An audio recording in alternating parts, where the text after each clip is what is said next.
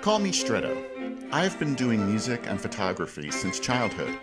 For many years, my interest in photography was overshadowed by music, but while I was living in New York in the early 2000s, I started taking photographs again. For years, I canvassed New York City, and I amassed a large portfolio of reflective imagery, which I call Apparition City. The ethic I had for this first body of work was to present it with minimal processing and manipulation. All the distortion and dreamlike qualities come from the reflections themselves.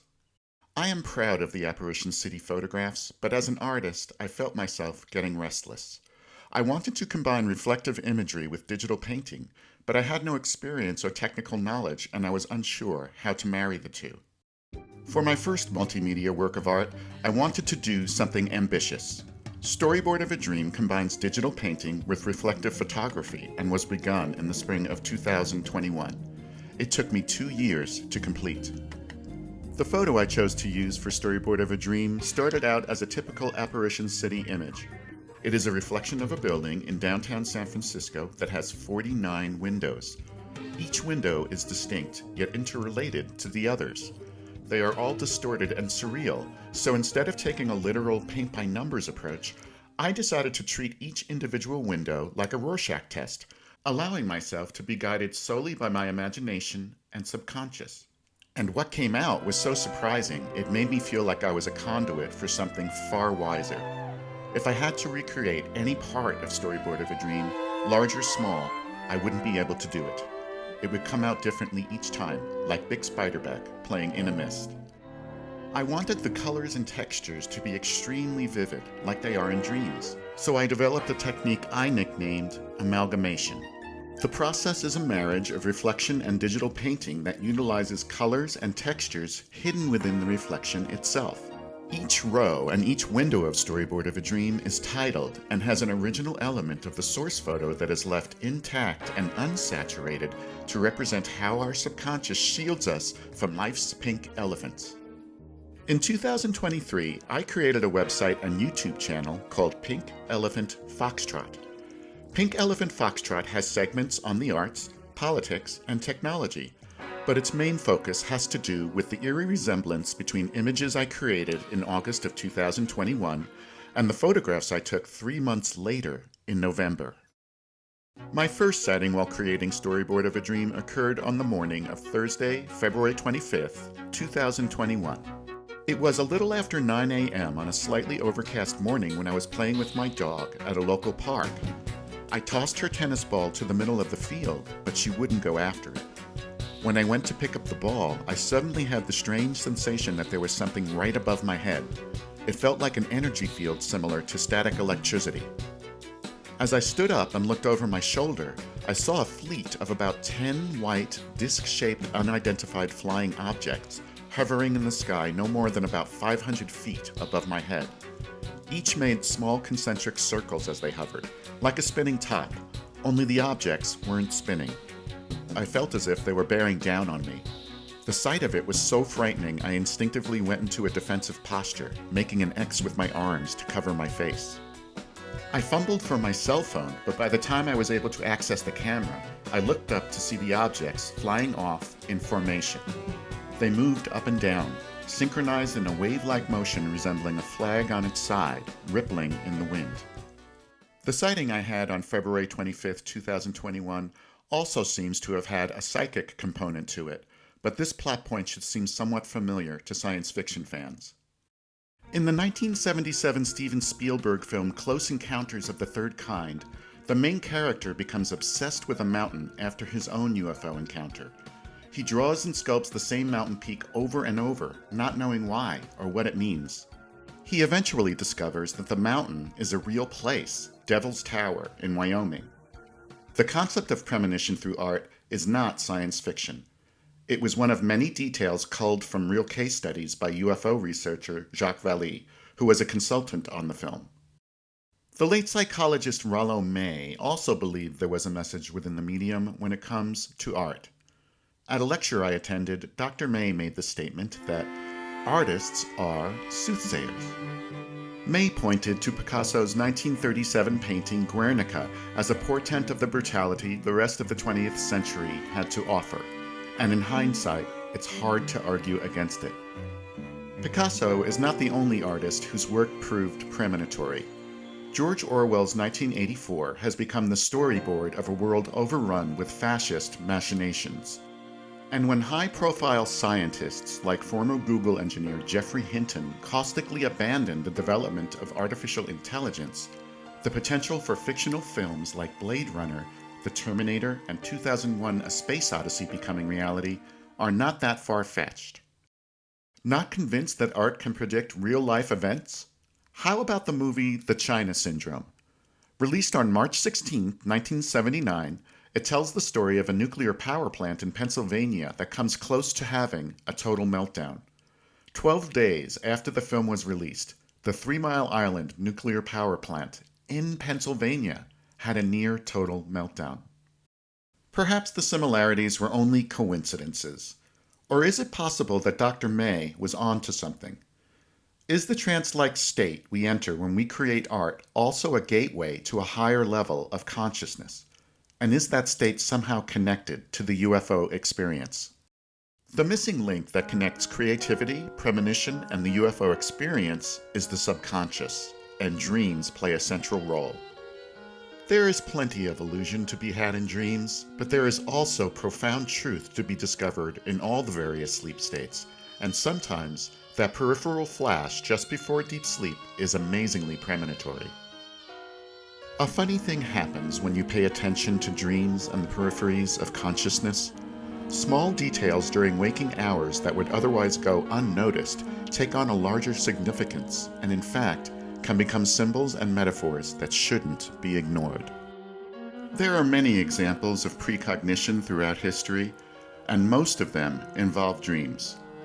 Many are contained in the Bible and in ancient Greek and Roman literature, but there are some interesting contemporary examples of precognition that defy explanation.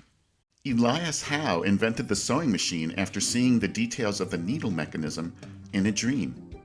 2 weeks before his assassination, Abraham Lincoln had a vivid and detailed dream in which he viewed his own body lying in state in the White House. Albert Einstein's theory of relativity was inspired by a dream in which he was sledding at the speed of light. And physicist Niels Bohr's dream about the structure of the atom was proven wholly accurate. On the opposite side of the spectrum, there are those who cannot or are reluctant to enter a dream state, and the result of sleep, more so dream deprivation, can be deadly. Insomnia can have many causes, but sometimes what we see from the corner of our eye can truly frighten. Swing the pendulum further and we enter another world entirely: sleep paralysis and alien abduction. There is a debate as to whether or not the alien abduction experience is a form of sleep paralysis, but that is too easy a dismissal. The commonality of details among people spanning centuries, continents, and cultures makes such a blanket diagnosis insufficient. There seem to be 2 choices. Either the experiences of alien abductees are physically real, or there are a series of commonly shared alien and UFO archetypes rooted deep in our collective unconscious. Psychologist Carl Jung approached the subject in his short book, Flying Saucers, a modern myth of things seen in the skies. He believed that UFOs were physically real and deserving of scientific study, but he was more concerned about their role as myth. The fact that UFOs and the alien abduction phenomenon have taken on a mythological role in our society is undeniable, but it doesn't explain the physical trace cases. Many people who claim abduction during the night wake up with strange scars caused by the high heat of a laser, or with a small scoop of skin missing from an arm or a leg, or with a mysterious puncture wound, or with images or information they simply shouldn't have in their head. It is hard to describe what it feels like to have half of your body in quicksand and the other half grasping at dry land. I say this because throughout my life, I have seen things in the sky that I could not and still cannot explain. When I was around 10 years old, I saw 2 disc-shaped craft circling each other above a local park on a summer afternoon. It was still light out, about 4 or 5 o'clock daylight savings time, as I watched them fly around each other playfully. Incredulous at what I was seeing, I rubbed my eyes for several seconds in case it was just an illusion. When I opened my eyes, it was dark, after dusk, and the lights were gone. That's where the memory of that day ends, but the next day I woke up with a small scoop mark of skin missing from my knee. It stung, but it never scabbed. I just assumed I got it from falling off my bike. This is my first memory of seeing something strange in the sky. I have no idea what occurred during the missing time, if there was any, or even if this experience was real. It absolutely feels like a real memory, but I didn't write about it or tell anyone at the time, so there is no way to corroborate it. And I'm not a believer in hypnosis. Or maybe I just know when to leave well enough alone. In the days and months following my first sighting on February 25th, 2021, my mind became flooded with information, and I found myself obsessed with topics I had never been interested in before. The global rise of fascism, our addiction and overdependence upon technology and artificial intelligence, clean energy, and the work of Nikola Tesla all became central themes of Storyboard of a Dream, but still the information was overflowing. I decided to expand the project and pair each row and window with an essay, 56 in all, that gave me the chance to elaborate on many of these topics. It was like a libretto to an opera with 56 acts, a foreshadowing of things to come. Foreshadowing? We don't need no stinking foreshadowing. Weather. Seasons. Recurring colors. When I think about foreshadowing, I can't help but think of witches. Macbeth, The Wizard of Oz. There's nothing more obvious than the appearance of a witch to let you know something bad is about to happen. Music is the ultimate vehicle for such trickery, capable of delivering all manner of foreshadowing. Some examples of this are quite ingenious. In the first movement of Beethoven's Third Eroica Symphony, the French horn enters with the main theme several measures early, ever so quietly. At the rehearsals for the premiere, it was thought to be a mistake by the music copyist, but it was only Beethoven's purposeful monkey wrench.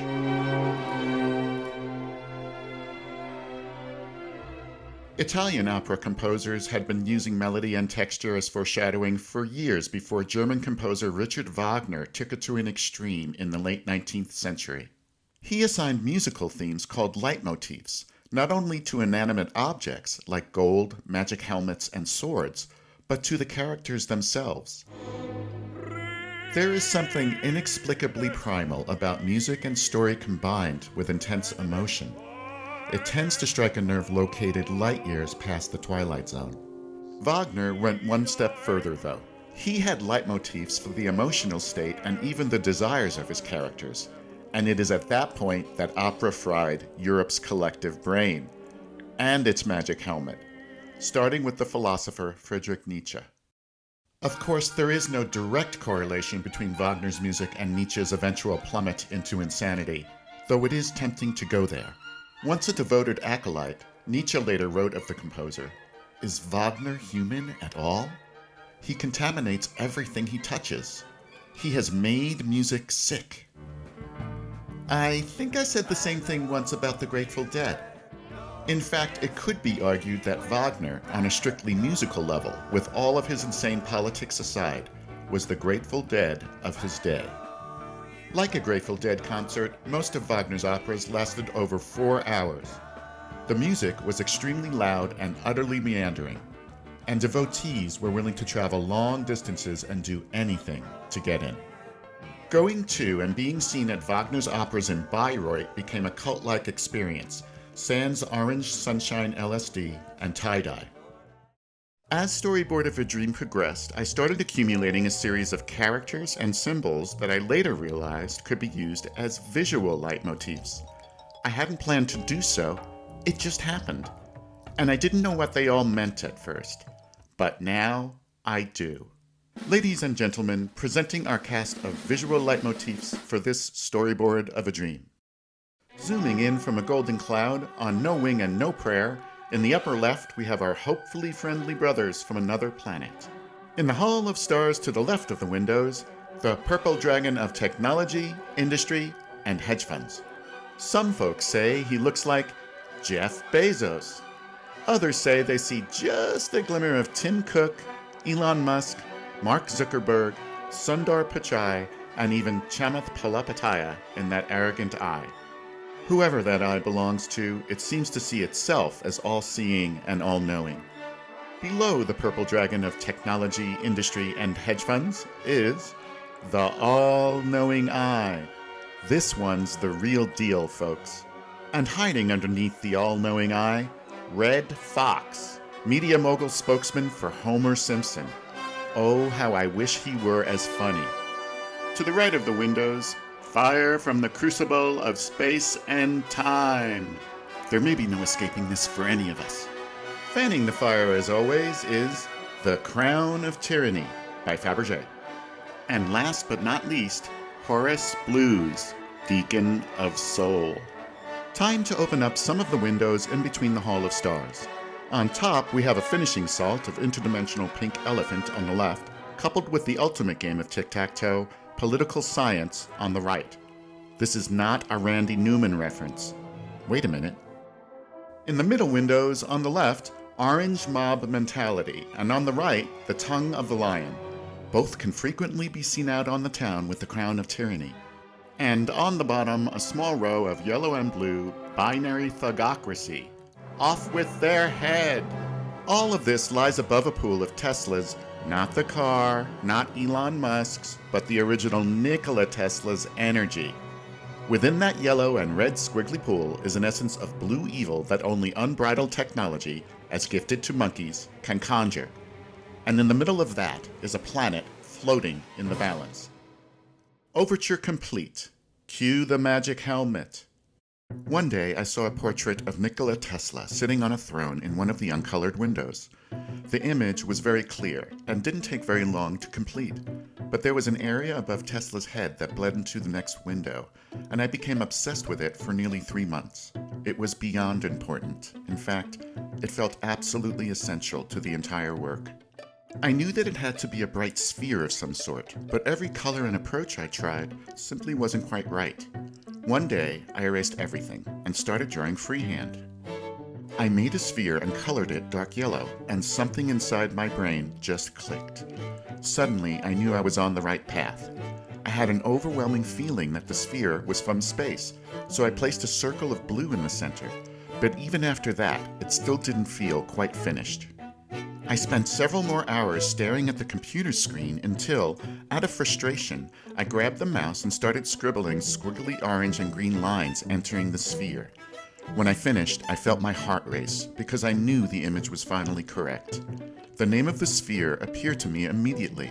I called it the All-Knowing Eye. It was completed in August of 2021. 2 months later, on the evening of October 30th, 2021, I was talking to my neighbor when we noticed a luminous sphere hovering in the sky. This is one of the first photographs I took, and in hindsight, there is already an uncanny resemblance to the all-knowing eye. Over the course of about an hour, the sphere moved west, and by 6:58 p.m. on October 30th, when I took this first video, it had moved all the way to the end of our street. There was an active corona surrounding the object that was visible to the naked eye. Each night, it appeared it would become brighter and more active before it flashed and expanded for a fraction of a second. On November 6th at 6:27 p.m., I was finally able to catch the object as it floated in from the south, moving north towards my neighborhood. It was still light outside. Up until this point, the only object I was able to photograph clearly was the sphere, but I knew it wasn't alone, and on the evening of November 13th, 2021, I was proven correct. Holding my phone at chest level so I could watch the sky as I filmed, I took a series of 5 videos starting at 9:48. It was shortly after I finished filming the 5th video at 10:15 that I saw a brilliant series of flashes surround the sphere. They started on the right and made an arc above it, moving left. The flashes were very bright as a strobe light, and there was something solid within each flash that was visible to the naked eye. Whatever this object was, it was silent and seemed to be able to hover and accelerate rapidly. When I went through the video frame by frame that evening, I counted 25 flashes in all. I made them into freeze frames, and they appear to show a disc with a dome flying from right to left above the sphere. The pictures are grainy, but they are clear enough to show that this is no conventional aircraft. The question is, whose is it and where does it come from? When these images are time-lapsed, the maneuverability of the disc seems quite similar to the object filmed by the Navy in 2015, nicknamed the gimbal. That object was also disc-shaped and capable of rotating at high speed. Fleets of the same saucer-shaped craft would return to my neighborhood in August and September of 2022, materializing and disappearing into thin air, flying at speeds and doing maneuvers that would kill any human occupant. I'm not a scientist. In fact, I failed science class in 7th grade. But I do remember that bit about Occam's razor. It is perhaps the most democratic of scientific principles because it states that anyone, scientist or not, can apply simple common sense in order to solve a problem. The fictional detective Sherlock Holmes carried Occam's philosophy one step further. He said, "When you have eliminated all which is impossible, then whatever remains, however improbable, must be the truth." After I made freeze frames of the video from November 13th, Sherlock's razor echoed in my head. Could the sphere be a star or a planet? The video evidence from November 6th, which shows the sphere arriving in broad daylight and brightening as it settles into my neighborhood, makes the possibility of the sphere being a star or a planet improbable. The November 13th video of what appears to be a domed craft encircling the sphere also points away from a conventional explanation. There was a third object that was much more elusive than the other two, a missing link which I nicknamed the Triangle Pyramid. It wasn't visible with the naked eye and required a long exposure to capture. This first series of 11 photos from November 14th, 2021 were taken between 6:40 and 6:43 p.m. My camera was mounted on a tripod and triggered with a remote control. They show the triangle and the sphere moving away from each other in contrary motion. From photo 1 to photo 2, the sphere moves to the right as the triangle arches to the left. The slight gap between photos 2 and 3 illustrates the extreme contrary motion of the sphere and the triangle more dramatically. They each move several degrees in the sky in less than a minute. In photos 3 and 4, I captured a fourth object that looks like a wand. Unlike Starlink satellites, this object is regular in length, non-segmented, and is not luminous or visible to the naked eye. It simply doesn't look like or behave in the same manner as a satellite, and it seems to be somehow connected to the other objects. It would be easy to dismiss this as lens flare, a reflection coming from the sphere, but I was able to photograph this same angular object on multiple evenings after I got a tripod and a remote control to trigger the camera. Here it is emerging from behind the sphere on November 17th, 2021. This longer sequence was taken recently on October 6th, 2023. But perhaps the best argument against lens flare is that lens flare doesn't shrink. It cannot miniaturize and maintain a consistent triangular shape, particularly when photographs are taken in rapid succession with a camera mounted on a tripod. When I created the image of the all-knowing eye for Storyboard of a Dream, I had a vision of a glowing sphere being penetrated by orange and green squiggly lines, much like sperm to an ovum. 10 weeks later, I took these photos.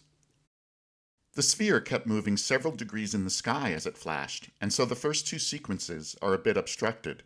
But by the time the third series of flashes started, I had moved down to the very end of my street, and it was then that I was able to photograph something that, to the best of my knowledge, has never been photographed before. Orange and green projectiles, accurately depicted in Storyboard of a Dream a full 2 months earlier, surround the sphere like sperm to an ovum and penetrate it with a violent, explosive force, causing the sphere to move several degrees in the sky. The triangle pyramid is visible above and to the left, moving away in contrary motion. Also visible is a large white orb that can be seen arriving with the sphere each evening. It moves to the right in sync with the sphere, as if they are connected. As the sequence progresses, the orb passes through one of two circular brown bubbles, which at first glance would appear to simply be dirt on the camera lens.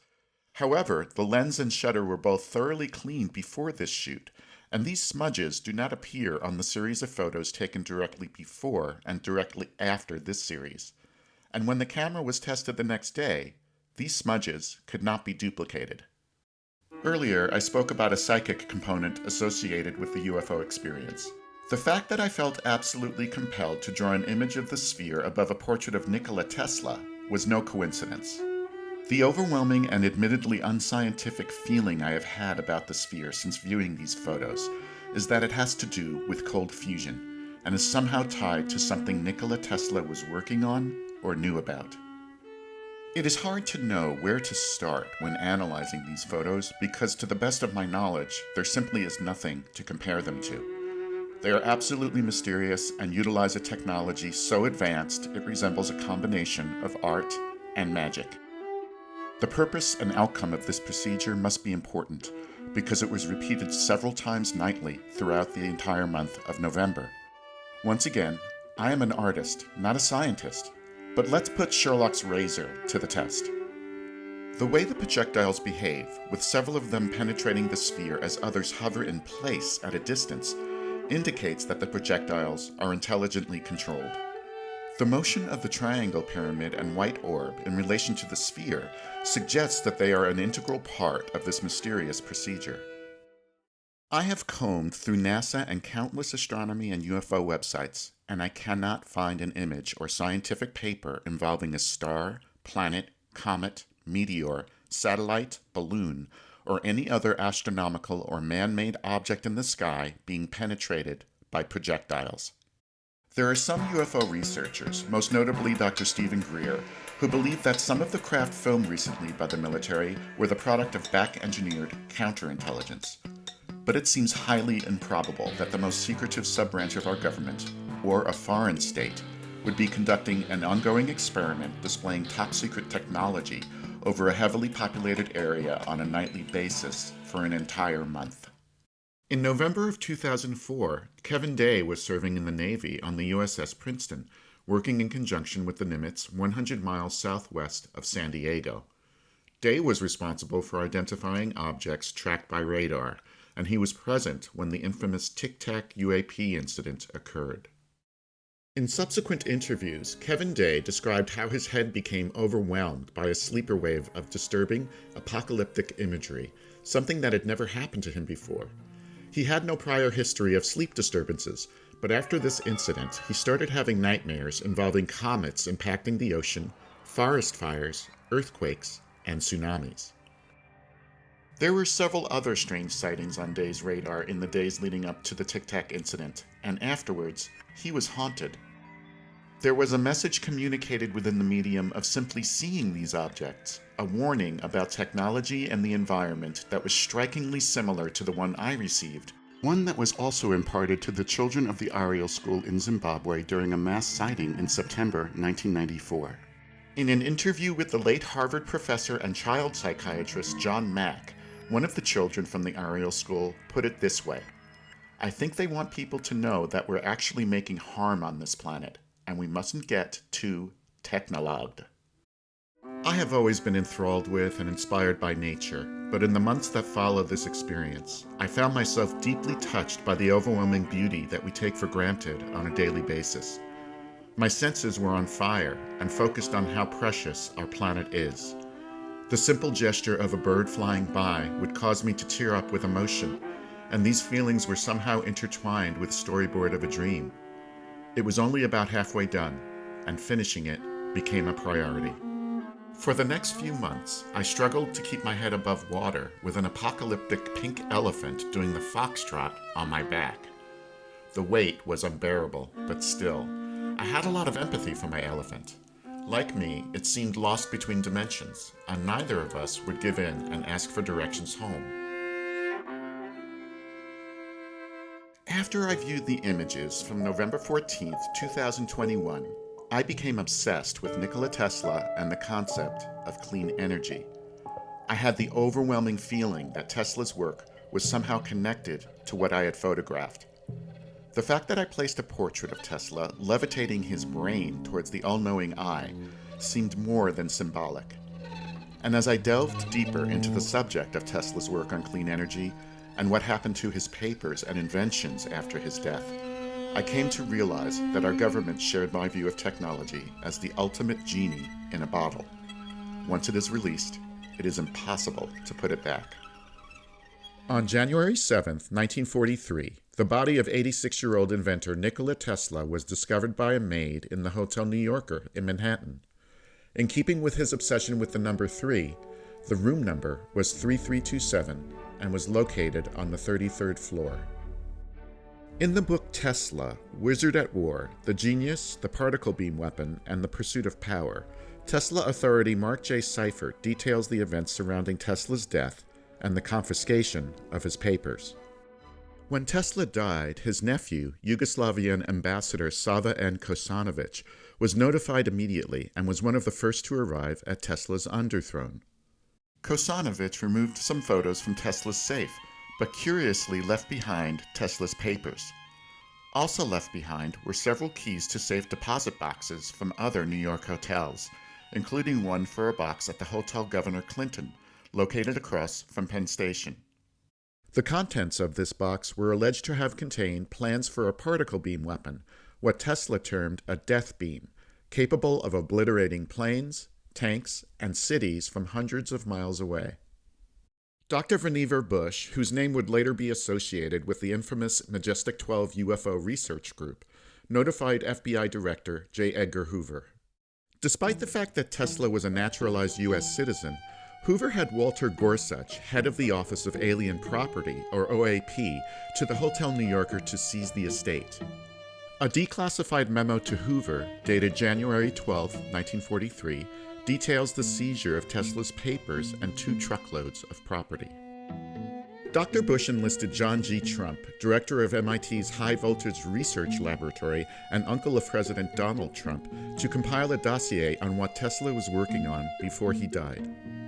Trump's official response to Vannevar Bush was that Tesla's last 15 years were merely speculative, philosophical, and somewhat promotional, but did not include new, sound, workable principles or methods for realizing such results. But Exhibits F and Q of the Trump report mention a missing Tesla particle beam application written in 1937. The application didn't surface until the first of 7 biennial conferences on Tesla held in Colorado Springs and attended by Mark Seifer in the summer of 1984.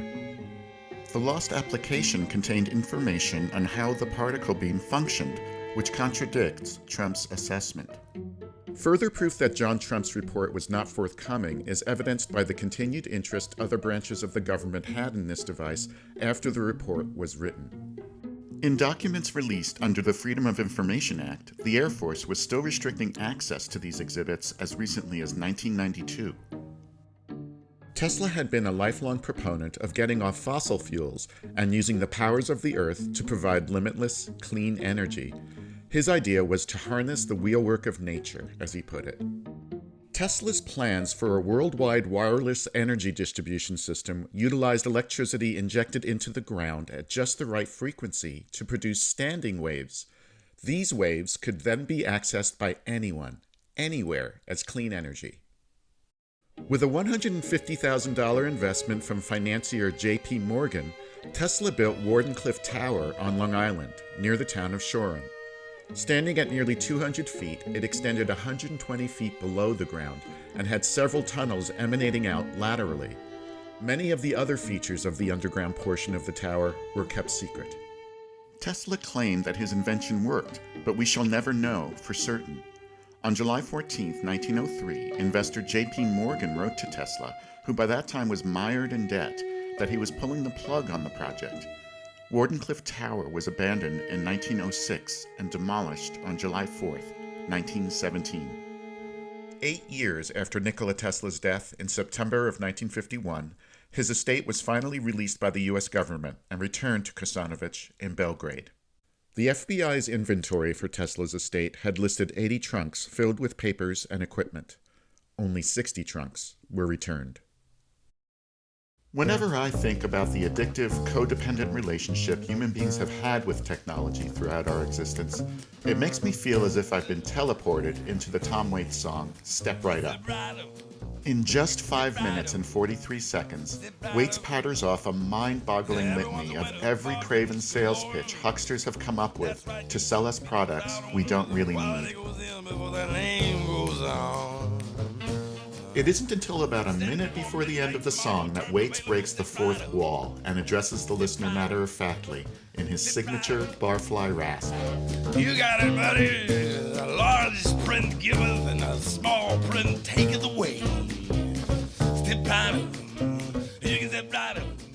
Human beings have always been willing to ignore the small print when it comes to the seductive large print of technology. As a race, we're sort of like Tom Waits' barfly character, an alcoholic who doesn't believe that there's a correlation between getting drunk and having a colossal hangover the next day. Which is to say that technology has its side effects. And over the last 100 years in particular, it seems like for every step forward, we have, on a Darwinian level, taken several steps backwards. It starts with the way we wage war, because the primary application of technology throughout human history has always been military. The visceral, direct experience of hand-to-hand combat was replaced with devices like catapults. Catapults were replaced with muskets and cannons with aerial bombing, guided missiles, and drones. And once we became so separated from the results of our actions, and they were relegated to a flat, one-dimensional view screen, the ability of human beings to feel empathy, both in war and in our own smartphone-dependent civilian lives, evaporated. Binary black and white erased the stain of red, and war became a never-ending video game. Our over-reliance on computers and smartphones to navigate and communicate turned into the ultimate irony. Technology that in theory should have brought us closer together instead made us feel isolated and alone. So much so that loneliness is now cited by many health organizations and cities as being one of the most pressing psychological and medical issues we face today. I can't help but think that things might have turned out better for humanity had we simply been content with the invention of the washing machine, dishwasher, and vacuum cleaner. These are three of my favorite technological devices, and they have undoubtedly resulted in less physical toil for human beings, but not enough to atrophy our muscles and stilt the evolutionary development of our brain as a species like, say, video games, remote-controlled skateboards, and electric bicycles. Generational atrophy will eventually catch up to us, both physical and mental, and it will affect more than our ability to read a map or ride an old-school bicycle. If we're not very careful, our future may change the film Idiocracy from a work of fiction into an unfinished documentary. Take modern medicine, for example. Many surgeries are now performed entirely by computerized robots. Medical chatbots are poised to replace human diagnosticians, which will result in an evolutionary dumbing down of human knowledge and capabilities. We may eventually become completely reliant on artificial intelligence chatbots and automated surgeons for our medical needs. It would only take a few generations. Computers in berets, wearing stethoscopes, writing prescriptions and music, and creating pretty images for all their zany, atrophied human overlords. Or should that be underlords?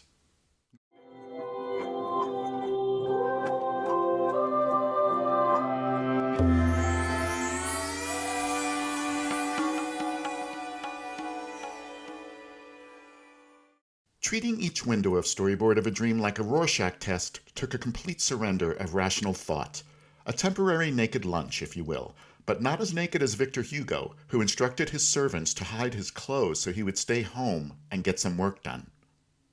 It was while I was in this zone that I telepathically received the Steve Jobs rewrite of Moses' descent from the Mount.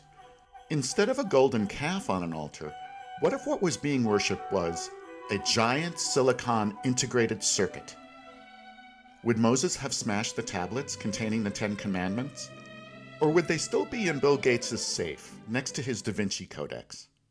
Silicon chips have found their way not only into computers, but into every possible electronic device imaginable.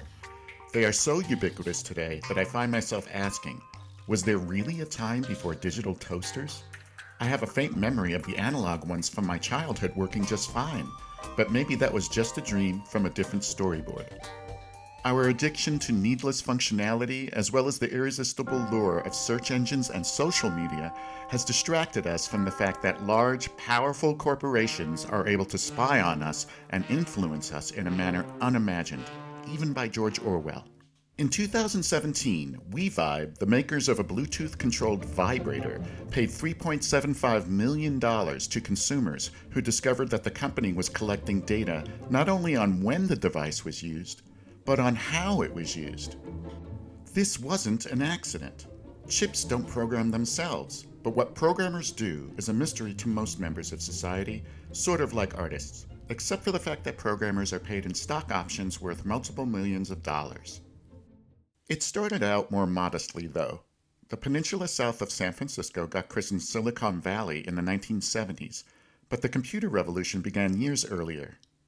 One night, when I was visiting friends in Palo Alto, I went for a walk and discovered a plaque outside a house that wouldn't inspire a second glance otherwise. In 1939, entrepreneurs Bill Hewlett and David Packard started the information technology revolution in a garage at 367 Addison Avenue in Palo Alto. Their first product had nothing to do with computers, though. They developed a cheaper way to manufacture sound oscillators, and Walt Disney's Fantasia was their first big break. Several other audio-related products were soon to follow. Had Hewlett-Packard continued down the same path and focused on audio research, they could have become the Dolby of their day. But they changed direction drastically. Together with IBM, they would reign supreme in information technology until a second apocryphal story involving a peninsula garage was born.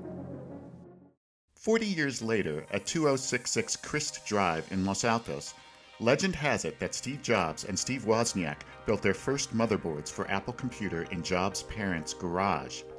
Wozniak later admitted that they got nothing done in the garage per se, but that their first office was indeed Jobs' bedroom.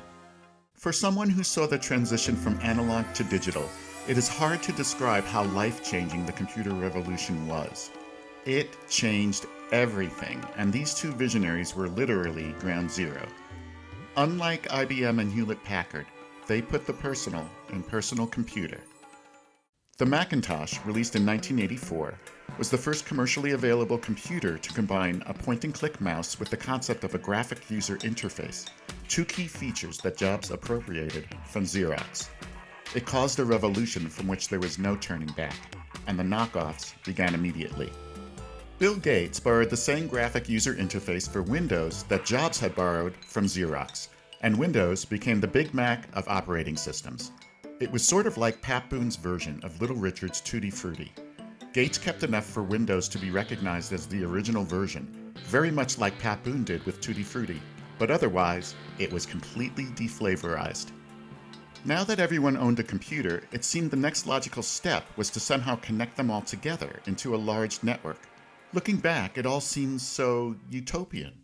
What could possibly go wrong? On April 30th, 1993, the source code for the World Wide Web was released by Tim Berners-Lee. Within a year, people had the content of hundreds of libraries at their fingertips, but searching for anything specific was next to impossible because nothing was indexed. By 1996, that had all changed. Lycos became the first search engine company to go public on the NASDAQ, valued at an unheard of $300 million after its first day. Yahoo was not very far behind and went public that same year, ending its first day with a record-breaking valuation of $848 million. The tech industry was a generation or two after the primordial video game Pac-Man, but know it or not, they used it as their business model. Gobbling up companies became their obsession, and they absorbed businesses, products, and huge chunks of real estate left and right, transforming into the Borg from Star Trek. Money was no option, resistance was futile, and competition, privacy, affordable housing, and freedom of choice vanished. Multimillionaires were born overnight. They all started buying houses throughout the Bay Area, paid for in cash, hundreds of thousands of dollars above asking price. They were building a religion, ushered into Fort Knox like Andy Warhol over the velvet rope at Studio 54. In England, they call bullhorns loud hailers. Loud Hailer is a recurring segment on Pink Elephant Foxtrot that explores the pink elephants of politics, pop culture, and technology. This installment focuses on a sleeper wave called fascism. It is paired with the image from row 3, window 4 of Storyboard of a Dream that shares the same name as the essay. Life in a binary thugocracy, off with their head. Tyranny is the imposition of a mercurial, cruel, binary ideology upon an analog society. Fascism is a bit more focused. It utilizes an extreme nationality and nativism that encourages racism, violence, conformity, demonization of targeted enemies, and contempt for the democratic process. Creating a thugocracy is essential to the success of fascism. Artists and intellectuals across the globe know about this firsthand. The three recurring notes in the first movement of Shostakovich's String Quartet No. 7 are widely interpreted as the three knocks in the middle of the night the composer was subject to, time and again, living under Stalin's watchful eye. America has not shied away from using similar tactics on its artists either. The infamous House Un-American Activities Committee, or HUAC, headed by Senator Joseph McCarthy in the 1940s and 50s, was a government-sponsored Three Knocks in the Night campaign that was also based on a distortion and manipulation of reality. Blacklisted writers worked under pseudonyms for pennies on the dollar or simply starved, and people who cooperated with the committee, like film director Elia Kazan, didn't escape a blacklist. He was shunned in Hollywood for testifying, and his career was never the same. The point is, there is no winning with fascists, except for Shostakovich. Technology has always been used to facilitate this stairway to hell, but now there are monkeys with matches lining up to slide down a cyber banister. Think of it as the weaponization of the author William S. Burroughs' famous quote, "Destroy all rational thought."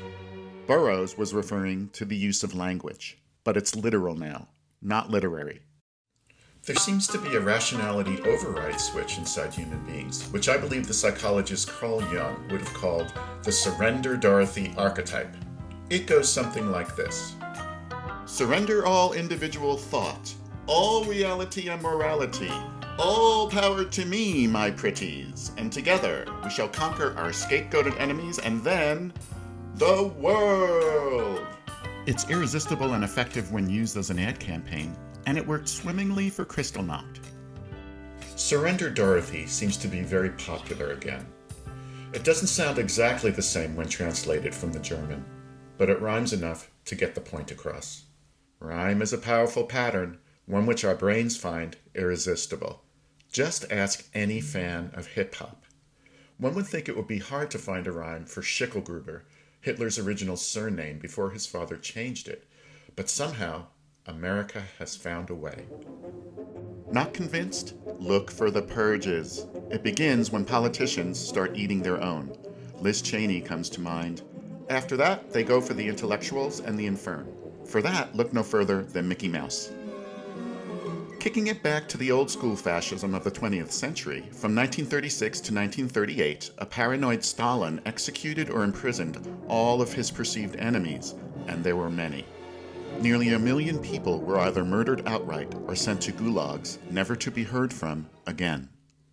In the end, Shostakovich was lucky. He was about to be purged, but his interrogator was arrested before the interview. There is a rhyme that is germinating in America today, and it has an accent by way of Nuremberg and Moscow. Fake news is everywhere, and it's getting so you can't tell the difference between a real king of the jungle and a cardboard cutout. So here's a handy chart to help, called The Lion Currently Known as King. Complexion, real lion, orange. Cardboard cutout lion, same. Behavior, real lion, predatory. Cardboard cutout lion, same. Nickname, real lion, king of the jungle. Cardboard cutout lion, king mob. Motto, real lion, make the jungle wild again. Cardboard cutout lion, file an appeal. Habitat, real lion, sub-Saharan Africa. Cardboard cutout lion, a series of interconnected ivory towers coated in Teflon with 24-karat gold plating. Work ethic, real lion, oxymoron, has pride. Cardboard cutout lion, oxymoron, has no pride. Lifespan, real lion, 8 to 10 years. Cardboard cutout lion, forever. Blood intake dependent. Weight, Real lion, 250 to 400 pounds. Cardboard cutout lion, same. Sexual maturity. Real lion, 3 to 5 years of age. Cardboard cutout lion, same. Penis. Real lion, backward pointing spines. Cardboard cutout lion, same. Daily activities. Real lion feeds and mates all day. Cardboard cutout lion, same. Sleep. Real lion, 16 to 20 hours a day. Cardboard cutout lion, same. Diet. Real lion, carnivore with a preference for raw meat. Cardboard cutout lion, same. Favorite meal. Real lion, poacher. Cardboard cutout lion, same, but with ketchup. Territorial behavior. Real lion leaves urine and feces. Cardboard cutout lion, same. Conflict. Real lion avoids biting unless absolutely necessary. Cardboard cutout lion avoids unclenching teeth unless absolutely necessary. Fight behavior. Real lion, hind quarters often targeted. Cardboard cutout lion, same. Manner of killing prey. Real lion, strangulation asphyxiation by enclosing mouth and nostrils. Cardboard cutout lion, same, by sucking every molecule of air out of every room. Favorite sound? Real lion, roar. Cardboard cutout lion, wah. If you are confronted, real lion, stand your ground, keep eye contact, wave your arms, shout. Cardboard cutout lion, same. Get a bodyguard and a good lawyer, though, just in case. Cannot swords be turned to plowshares? Can we and all nations not live in peace?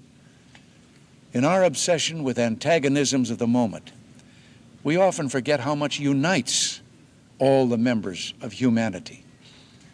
Perhaps we need some outside universal threat to make us recognize this common bound. I occasionally think how quickly our differences worldwide would vanish if we were facing an alien threat from outside this world. And yet, I ask you, is not an alien force already among us? What could be more alien to the universal aspirations of our peoples than war and the threat of war? My message today is that the dreams of ordinary people reach to astonishing heights. If we diplomatic pilgrims are to achieve equal altitudes, we must build all we do on the full breadth of humanity's will and consent and the full expanse of the human heart. Ronald Reagan's comments to the United Nations in September 1987 were a brave, purposeful attempt to disrupt the planet's hardwiring. Like President Dwight D. Eisenhower's farewell address, in which he warned of an encroaching military-industrial complex, Ronald Reagan's address to the UN was one of the most important tic-tac-no's ever uttered by a world leader. And it continues to leave the American press dumbfounded. Ridiculing Ronald Reagan's vision for a safer world by reducing it to a kumbaya moment hasn't worked out very well. Imagine if the press had actually followed up on Reagan's remarks seriously. It is probable that Ronald Reagan was the last modern president to be fully briefed on the subject of UFOs and alien technology, and in that context, when you watch his address to the UN, it doesn't sound at all like science fiction or kumbaya. Reagan was trying his best, in his limited capacity as a politician, to point our species towards a beacon, a light that would turn our gaze away from aggression and outward towards the stars.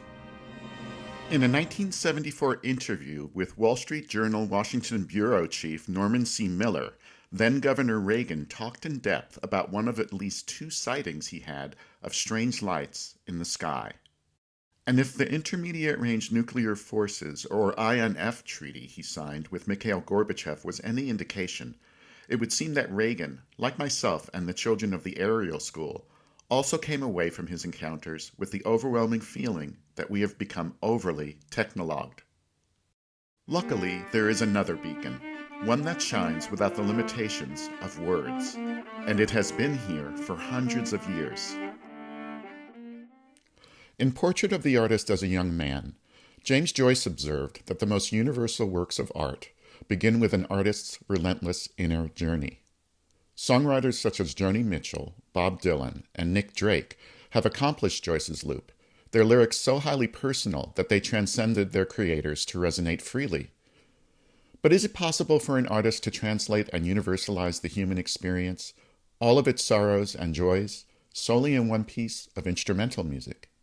It is difficult to know exactly what Johann Sebastian Bach, who lived from 1685 to 1750, was feeling or thinking when he composed the Chaconne, a 20-minute piece for solo violin spun from a single chord progression. Like Da Vinci and the Mona Lisa, Bach may not have purposefully set out to create something so profound when he wrote the Chaconne. Nonetheless, there clearly had to be an inner journey involved in the creation of this incomprehensibly perfect work. The Bach Chaconne encompasses, above all, an experiential understanding of the human condition, an empathy that we have lost touch with as a species, and that can only have been acquired through deep observation and introspection on the part of its creator. Bach absorbed and reflected back the prism of our shared experience as human beings. To put it another way, he had to have lived the Chaconne manyfold before he wrote it. And every musician who has ever played the Chaconne has had to go through their own intrepid inner journey in order to extract and reflect this emotional prism from the page. Is Bach Rollo May's ultimate soothsayer? Was one life enough to write something so profound? This singular, technically demanding piece is so enlightened and unparalleled that it seems as if Bach had 9 lives to draw on. The composer Johannes Brahms said it best. For a small instrument, the man writes a whole world of the deepest thoughts and most powerful feelings.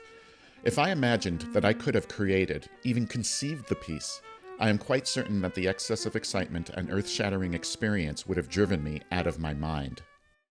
A chaconne is a set of variations based on a short chord progression. The first 8 measures of the Bach chaconne constitute the actual chaconne and form the basis for a staggering number of increasingly difficult variations. I'm playing it on viola because, well, desperate times call for desperate measures.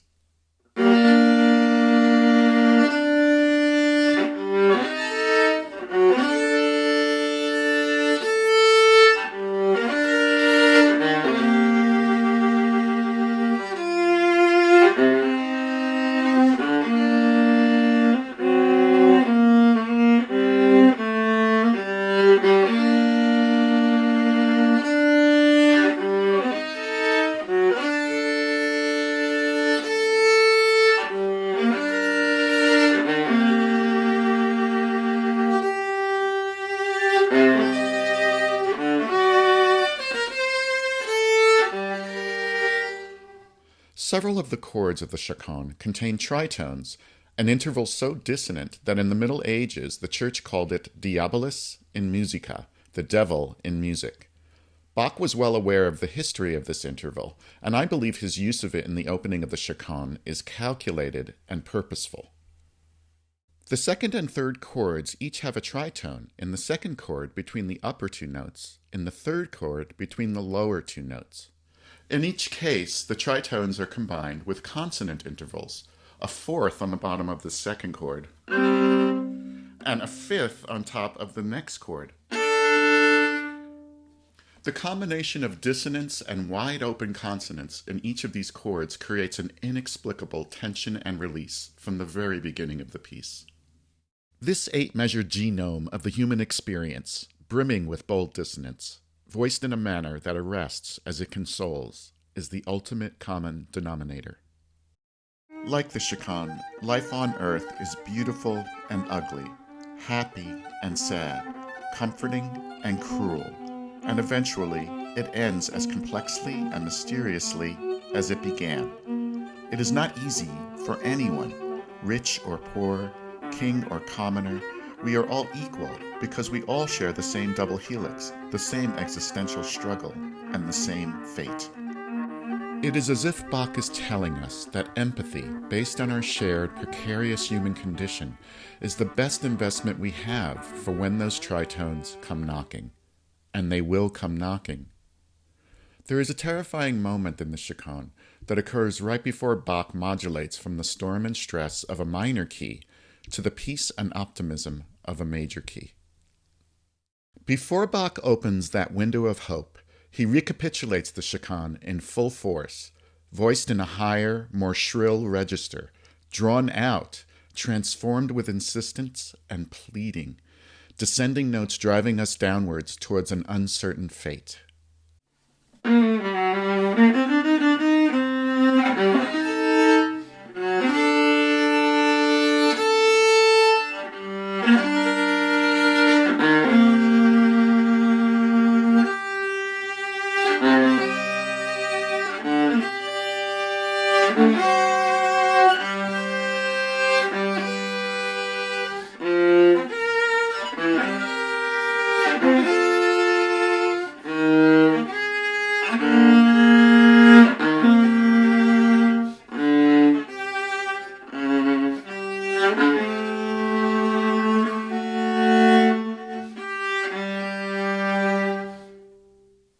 It is as if we are meeting our demons and obstacles head-on this time as a species, and they are rising on their toes to push back.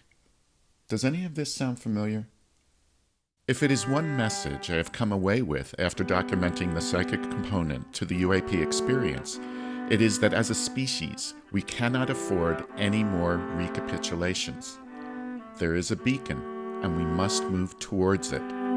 It is the major key melody that Pied Piper visitors to this planet have been whistling for millennia, and it is time we learn how to harmonize. When Bach returns to a minor key at the end of the chaconne, he reminds us just how precious and fleeting life is. In the end, when we leave this place, we all must face the minor key of our ultimate journey.